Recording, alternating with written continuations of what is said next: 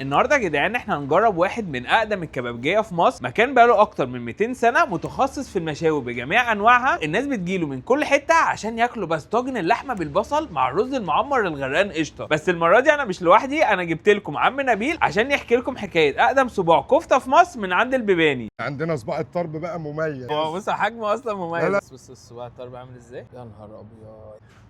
ازاي المنديل متناغم مع حته اللحمه. احنا عندنا يا دكتور دسامه الكفته على دسامه الطرب، بيديك صباع طرب جوسي. اديني في الجوسي، اديني في بدون مقاطعه الصينيه. بس انا الرز المعمر اللي قدامي ده انا شايف لوحه. احنا بنعمل الحاجه اللي نحس ان جودتها، احنا بناكل من الحاجه دي. بصي اصلا كميه القشطه اللي سايحه عليه عامله ازاي بقى بالقشطه. اوف ايه ده. خلي بالك يا دكتور، انت لو كلت الرز المعمر مش هتاكل حاجه تاني. انا مش هينفع فعلا. نوريك بقى الضاني بتاعنا. احنا عندنا اللون بتاعه حلو قوي.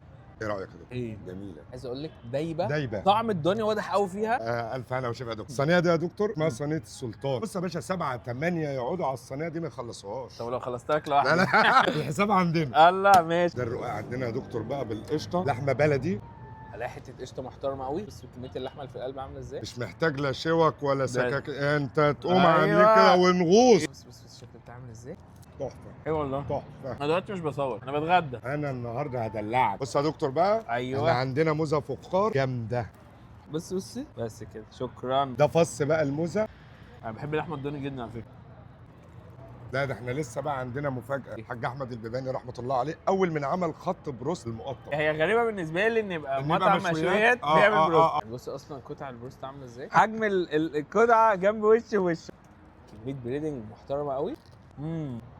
تصدق والله انا ممكن اجي مخصوص عشان البروست ده بس. لا لا لا لا ده بقى انت حاجه عليا ولا خبيها الاخر. ده طاجن اللحمه بالبصل. وشكله حلو قوي الصراحه.